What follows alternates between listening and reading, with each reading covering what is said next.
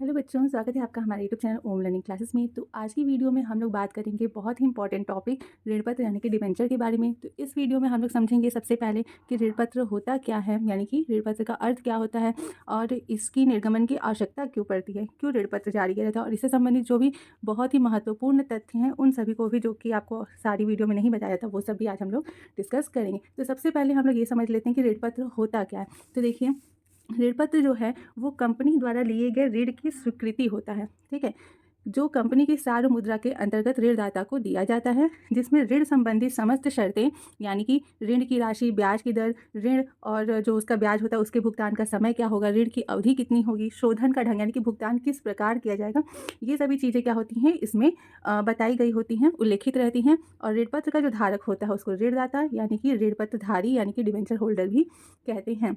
ठीक है, तो अभी तक आपने इसके पहले का जो चैप्टर पढ़ा था, अंश पढ़ा था, उसमें क्या होता था कि कंपनी एक अंश पत्र निर्गमित करती थी और उसके बदले उसको जनता से जो पैसा मिलता था वो पूंजी के रूप में यूज़ होता था।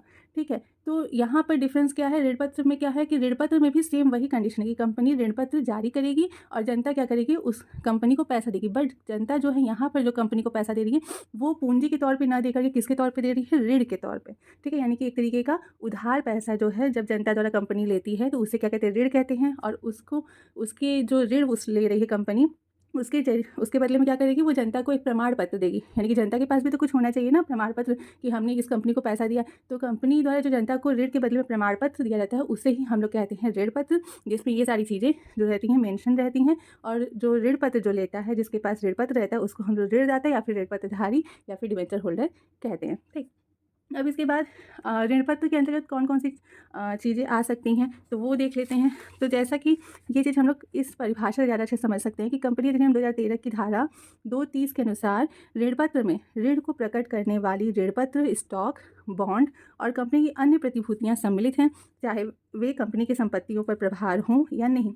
इसका मतलब कि जो कंपनी ऋण पत्र निर्गमित करती है उसके अंतर्गत क्या क्या आ सकता है, तो ऋण पत्र स्टॉक आ सकता है, बॉन्ड आ सकता है। बॉन्ड क्या होता है ये हम लोग आगे भी समझेंगे। और कंपनी की अन्य प्रतिभूतियाँ यानी कि और भी कुछ प्रतिभूतियाँ हो सकती हैं वो। अब प्रभार हो या नहीं, इसका मतलब ये है कि प्रभार का मतलब क्या हो गया कि कोई संपत्ति उस ऋण के लिए गारंटी में रखी गई है या नहीं। जैसे कि जब हम लोग किसी साहूकार से लोन लेने जाते हैं तो अपना कोई गहना उसके पास गिरवी रखते हैं और उसके बदले में वो पैसा देते हैं। तो सेम वही कंपनी भी क्या करती है मेनली, कि जब उसको ऋण लेना होता है तो वो अपना कोई संपत्ति जो है वो एक तरीके से गिरवी रखती है जनता के पास और फिर उसके बदले में वो पैसा लेती है। और लेकिन कभी कभी ऐसा होता है कि बिना किसी सामान के गिरवी रखे भी कंपनी पैसा उधार लेती है जनता से। तो वही चीज़ यहाँ पे लिखी कि कंपनी की संपत्ति पर वो प्रभार हो या नहीं हो। ठीक है, वो सारी चीज़ें जो है हमारे ऋण पत्र के अंतर्गत आती हैं। ठीक, अब हम लोग ये देखते हैं कि आखिर में निर्गमन होता क्यों है, ऋण पत्र जारी करने की आवश्यकता क्यों पड़ती है। तो सिंपल सी चीज़ है कि धन की कमी को पूरा करने के लिए, यानी कि कंपनी में जब धन की कमी हो जाती है, यानी कंपनी को और पैसे की आवश्यकता है लेकिन कंपनी के पास पैसा उतना नहीं है, और तो उस कंडीशन में कंपनी क्या करती है, ऋण पत्र निर्गमित करती है। अब आपके मन में एक क्वेश्चन यहाँ आना लाजमी है कि अगर कंपनी को और पैसा चाहिए तो कंपनी अंश भी निर्गमित कर सकती है, ऋण पत्र ही निर्गमित क्यों करे, क्यों वो उधार पैसा ले। तो आप इस चीज़ को समझिए कि जब कंपनी अंश निर्गमित करेगी तो जो व्यक्ति अंश खरीदेगा उसका कंपनी में एक तरीके से स्वामी के रूप में हिस्सा हो जाएगा, यानी कि उसका कंपनी पर मालिकाना हक हो जाएगा। ठीक है, उतने हिस्से तक का, उतने अंश तक का जितना अंश उसने खरीदा है। लेकिन जब कंपनी ऋण पत्र निर्गमित करती है तो उस कंडीशन में जो भी व्यक्ति उस ऋण पत्र को खरीदता है वो कंपनी का मालिक नहीं बनता है। ठीक है, वो सिर्फ और सिर्फ एक लेनदार होता है, यानी कंपनी का एक लेनदार माना जाता है जिसे कंपनी को एक टाइम के बाद जो है वो पैसा उसका चुकाना है। इस वजह से भी कंपनी क्या करती है, ऋण पत्र जारी करती है। क्योंकि अगर कंपनी जब जब उसको पैसा चाहिए तब तब अगर वो अंश ही निर्गमित करेगी तो जनता का हक जो है वो कंपनी पे ज़्यादा हो जाएगा और एक टाइम ऐसा आएगा कि कंपनी का हक बिल्कुल ही जो है वो अपनी कंपनी पे नहीं रहेगा और पूरी की पूरी जो जनता है जिन्होंने अंश खरीदा वही उसी का मालिकाना हक कंपनी पर पूरा हो जाएगा। तो ऐसा तो कोई भी कंपनी नहीं करना चाहेगी। तो वो क्या चाहेगी कि कुछ हद तक जितना उसे जनता को मालिकाना हक देना है उतने उतने हद तक वो क्या करती है, अंश निर्गमित करती है। जब उसके बाद भी उसको ज़रूरत रहती है और पैसे की तो उस कंडीशन में वो क्या करती है, ऋण पत्र निर्गमित करती है और पैसा जो है वो लोगों से उधार लेती है और एक टाइम के बाद उनका पैसा वापस कर देती है। और जैसे ही पैसा वापस हो जाता है उनका जो ऋण पत्रधारी हैं उनका कंपनी से कोई भी रिश्ता नहीं रह जाता है। और जब तक ऋण पत्रधारी कंपनी ऋणपत्रधारी के पास कंपनी का पैसा है, सॉरी कंपनी के पास ऋणपत्रधारी का पैसा है, तब तक भी वो सिर्फ और सिर्फ एक लेनदार की तरह रहता है, ना कि कंपनी के स्वामी की तरह। तो ये भी फ़ायदा है ऋणपत्र जारी करने का। तो ये 2-3 वजहें हैं जो कि कंपनी को ऋणपत्र का निर्गमन करना पड़ता है। अब आगे कुछ बहुत ही महत्वपूर्ण चीज़ें हैं ऋणपत्र के संबंध में, वो सब हम लोग देख लेते हैं। जैसे कि पहला है कि जो हमारे ऋणपत्र होते हैं ये कंपनी के द्वारा निर्गमित किया जाता है। ऋणपत्र पर जो लिखा जाता है, यानी कि जो भी चीज़ें उस पर मेंशन होती है वो कंपनी के द्वारा लिखित होती हैं और कंपनी की सार मुद्रा में स्वीकृत। इसका मतलब कि उस पर कंपनी का ही स्टाम्प जो है, सार मुद्रा मतलब क्या होता है, कॉमन सील जो स्टाम्प होता है वो लगा होता है। ठीक। दूसरी बात कि कंपनी द्वारा ऋण लेने का ये एक प्रमाण पत्र होता है, यानी कि कंपनी ने जनता से ऋण लिया है, इस बात का प्रमाण पत्र क्या है, ऋण पत्र है। ठीक। फिर ऋण संबंधी समस्त शर्तों का उल्लेख होता है। जो भी ऋण पत्र होता है उसको जिस भी विधि द्वारा लिया गया है ऋण, जितने टाइम के लिए लिया गया है, उस पर ब्याज कितना दिया जाएगा, शोधन की विधि क्या होगी, बाकी सारी चीज़ें जो अभी हमने ऊपर देखी थी, उन सभी चीज़ों का उल्लेख हर ऋण पत्र पर रहता है। ब्याज का भुगतान मुख्यतः सामयिक यानी कि 6 महीने पर होता है। जो भी ऋण पत्र कंपनी जारी करती है उन पर मेनली जो ब्याज का भुगतान होता है, जैसे अंश पे लाभांश दिया जाता है, वैसे ही क्या होता है, ऋण पत्र पर ब्याज दिया जाता है। तो जो ब्याज होता है वो मेनली हर 6 महीने पे दिया जाता है, जब तक कि ऋण पत्र का भुगतान ना हो जाए। तो उस वजह से मेनली तो 6 महीने पे ब्याज दिया जाता है, लेकिन वो कंपनी के ऊपर भी डिपेंड करता है। किसी-किसी केस में वो कुछ जो अवधि होती है वो दूसरी भी हो सकती है। फिर मतलब नेक्स्ट है कि साधारणतः ऋण पत्र सुरक्षित होते हैं। सुरक्षित होते हैं का मतलब क्या, कि अधिकतर ऋण ऐसे ऋण पत्रों का निर्गमन कंपनी करती है जो कि किसी संपत्ति को गिरवी रखकर, यानी कि किसी संपत्ति को जनता के सामने समक्ष रख करके तब वो जनता से उस पर पैसा लेती है। तो ऐसे ऋण पत्र सुरक्षित माने जाते हैं। वो हम लोग सुरक्षित ऋण पत्र का मतलब क्या हुआ, हमारे नेक्स्ट वीडियो में हम लोग जब टाइप्स ऑफ डिबेंचर पढ़ेंगे वहाँ पे समझेंगे। फिर है कि जो ऋणपत्र होते हैं, जैसे कि हम लोग अंश का निर्गमन सम मूल्य पर करते थे, अधिमूल्य पर करते थे, छूट पर भी करते थे, तो सेम वही प्रोसेस यहाँ पर भी लगता है कि आप ऋणपत्र को सम मूल्य, अधिमूल्य या छूट पर निर्गमित कर सकते हैं।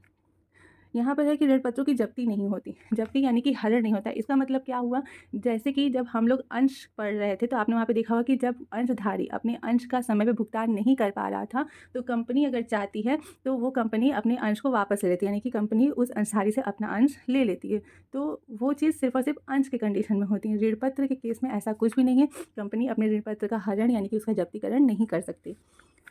फिर है कि शोधन जो है वो नकद या अंशों में परिवर्तन द्वारा होता है, यानी कि जब कंपनी को अपने ऋण पत्र का भुगतान करना है तो उस कंडीशन में या तो कंपनी ऋण पत्रधारी को पैसा देती है जितना भी उसके ऋण का रहता है, और या फिर उसको अंशों में परिवर्तित करती है। जैसे कि वो अपने ऋण पत्रधारी को ये बोल सकती है कि अगर आप चाहें तो जैसे आपको 10,000 पेमेंट करना है तो आप 10,000 के अंश ले लीजिए हमारी कंपनी से। 10,000 नकद न दे करके 10,000 के अंश उसको दे देती है। तो ये 2 तरीका, या तो नकद भुगतान करे या तो अंश उसके बदले में निर्गमित कर सके। उसके बाद है ऋणपत्र का निवेश के रूप में क्रय, यानी कि कंपनी अगर चाहे तो जो उसके डिबेंचर्स है जो उसने जनता को निर्गमित की है, जैसे वो एक इन्वेस्टमेंट को खरीदती है, यानी कि इन्वेस्टमेंट में पैसा लगाती है, वैसे ही वो अपने ऋणपत्र को भी एक इन्वेस्टमेंट की तरह खरीद सकती है। ठीक है।